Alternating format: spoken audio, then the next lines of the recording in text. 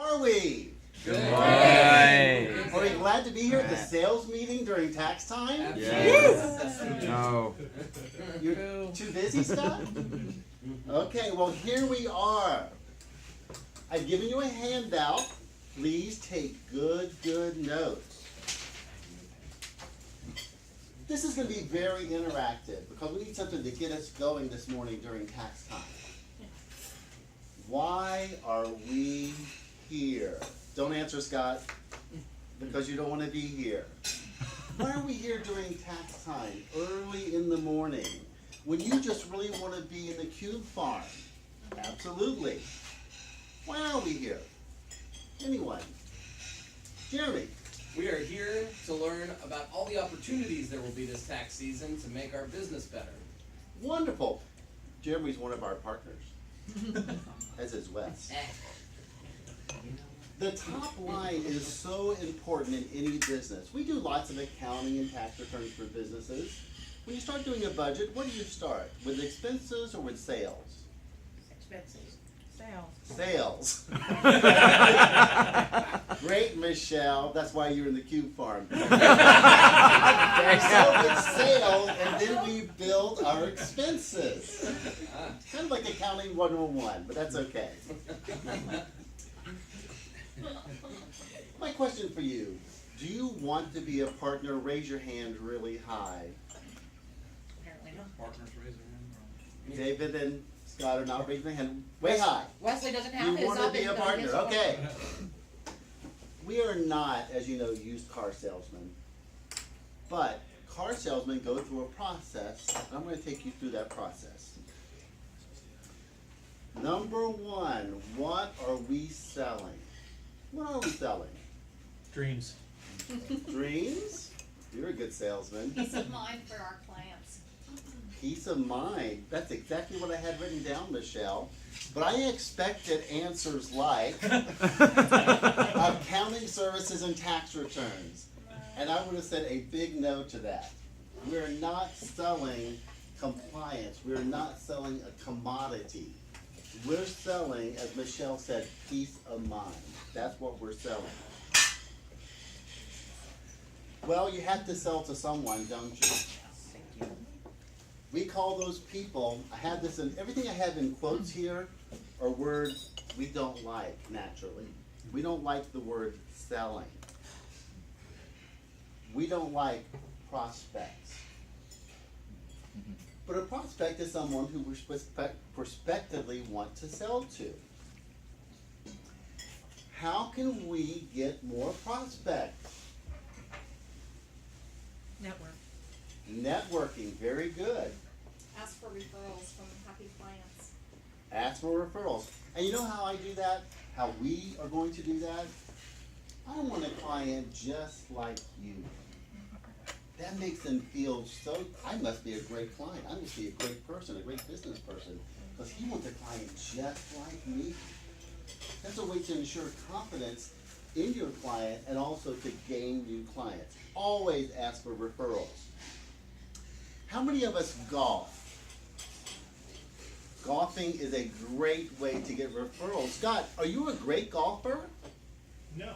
But you do golf at the golf course, right? Yes. Do you meet people? That's probably a bad question. Do you meet people? I meet people in the houses I hit. Oh. I meet people in the cars that I hit. Okay. Well, golfing and other activities are a great way to find new prospects. It's very social. You're active. Great way to build camaraderie. So, if you would like to take golfing lessons, guess who is going to help fund that? The firm. If you have the desire to learn golf or anything like that, please talk to one of the partners and we'll see if we can help you out with that. If you want to learn how to play. Also, how many of us are parts of organizations?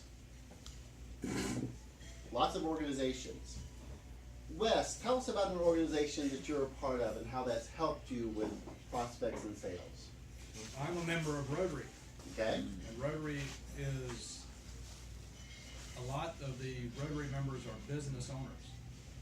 And so getting involved in Rotary gives you opportunity to network and meet other business owners, and guess what needs the CPA more than anything else? Business owners. That's right. And Wes became a member one year, became the treasurer the next year, and is soon to become the president of his local chapter in Overy. And that's progression, especially when you can become the treasurer of something that everyone knows you as the financial person. Wonderful, Wes. How many of us want to join a professional organization? Raise your hand real high. We're going to help you do that. If you find the right organization, we're going to pay your dues. When you go to a meeting, we're going to pay you for your time. I know what motivates CPAs. We're going to pay for your golf lessons. We're going to pay for your membership. What do you have to lose? Except your introvertedness, if that's a word. Yeah. It's going to help Sounds you good. get out and find more prospects. Next, once you find these prospects, you're going to discover their needs. What do our people need? Peace of mind, Michelle already said. More money in their pocket. More money in their pockets. More deductions. More deductions. Not to do Solutions to taxes. the problem. They need good accounting. Never had. Now, especially lately with software, we've seen a lot of do-it-yourselfers. Boo. QuickBooks, TurboTax. It's fine if you know what you're doing. But what do we know about computer programming? Garbage in, Garbage out. garbage out. And oftentimes, especially with QuickBooks, believe me, we know, don't we, Wes, that we're gonna actually end up charging more to fix what they did than if we'd done it ourselves before. Because we would have done it right the first time, but they've given us garbage. I also heard a story, actually this is a real story. A client did his own tax return on TurboTax. Unfortunately, he checked this little box that said he was not at risk on his business, even though there was a loss. And they came, and it wasn't deducted because you told TurboTax you weren't at risk, so you can't take a loss. We all know that, right? Because we're pedantic CPAs. We know that. He came to me with a problem, but he didn't have peace of mind, 4 years later to fix it. What's the statute of limitations to amend and get a refund? 3 years. We're selling solutions. That's what we're selling. Once we found our prospect, which is not a bad word, once we discovered their needs, now we need to gain their confidence.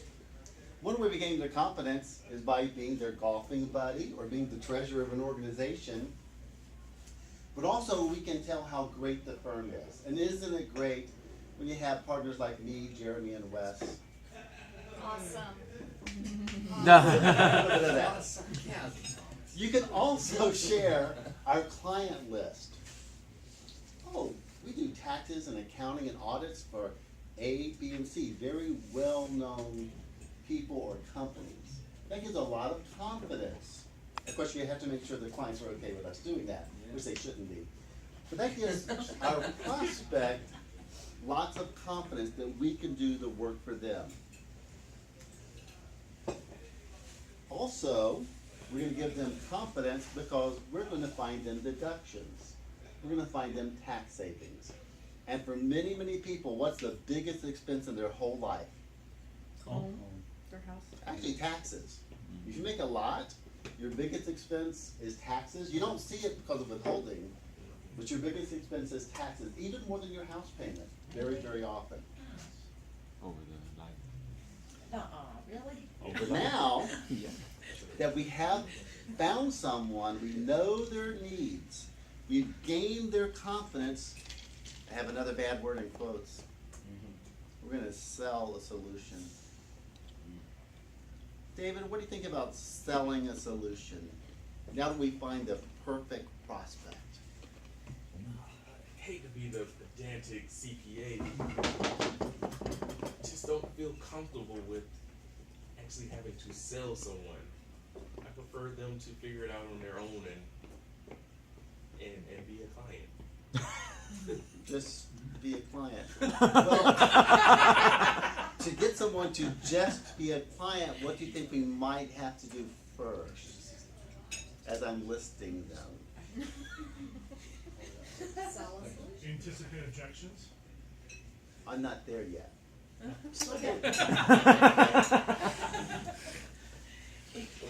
Well, we have to handle the mundane taxes so they can actually effectively run their business. That's what we're all about. Again, we're here to sell peace of mind and solutions, not compliance, not a commodity. Are you with me? Yes. Are you with me? Yeah. I'm with you, Are brother. you really with me, Yeah. brother? I'm with Wait a you. minute. I don't know, Dan takes over here. Now, the next item is anticipate objections, as Scott was saying. I'm here to tell you, when you try and sell something, you will get objections. Objections as mostly to price, but also other things. I just don't need you because I have QuickBooks and TurboTax. How many of us, when we're rejected, take it personally? Yeah. Should we take it personally in this situation? Yes. Absolutely no. Absolutely not, rather. Is a no really a no? No. No, it's just a precursor to a yes. A no is not a no. It's just the process to get to yes. That's all it is. But we do take it very personally, don't we? In our dating lives, sure, we can take it personally. In business, do not take it personally. A no is not a no. Except a dating. A no is a no. And very often, silence is rejection.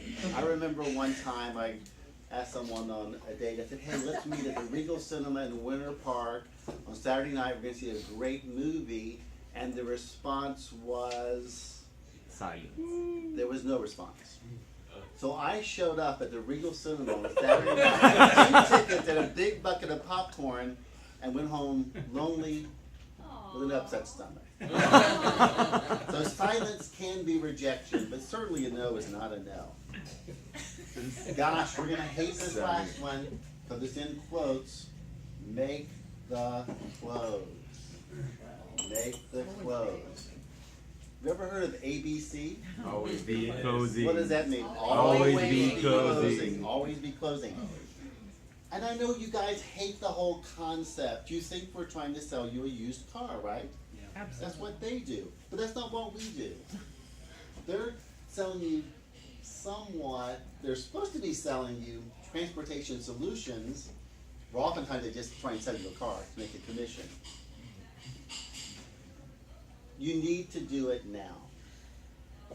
If the client or prospect says maybe, what does that really mean? Yes.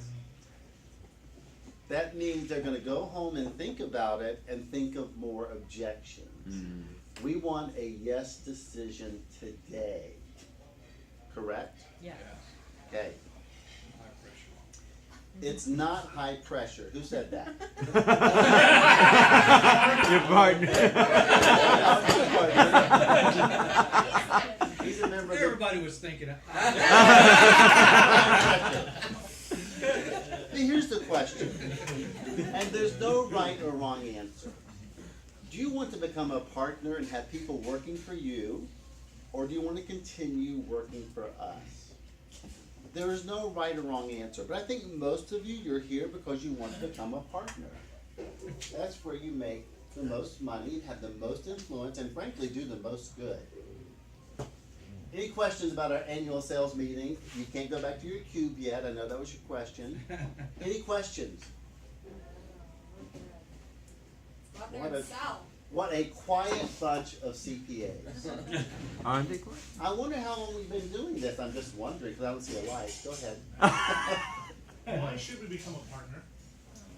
You should become a partner because, again, knowing what motivates people, you can make a lot more money that way. How much more? Well, I don't exactly want to say, but I'll say a lot more. Because let's face it, you're getting paid a certain amount and we're billing you out at 5 times that much. And we more than cover our overhead. Jeremy, please. I would like to answer your question. Right now, you're making your salary, and that's the amount you make. I also make a piece of the income you bring in whenever you do a deal, because I'm a partner, and I make money on you. If you'd like to make money on other people within this organization beyond yourself, it's a good idea to endeavor to be a partner eventually. But that requires hard work, and commitment to the business, and bringing in the occasional client, and that requires knowing some of these principles which our head partner here has talked to you about. Right.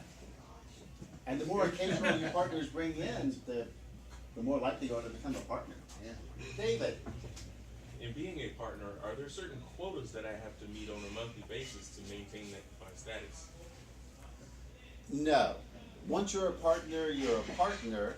If you ever want to become a managing partner, the bar steps up, or more of a senior partner, but a partner is a partner, unless something goes very, very wrong. Brett. Why can't I open the quarter 2 expense report? Don't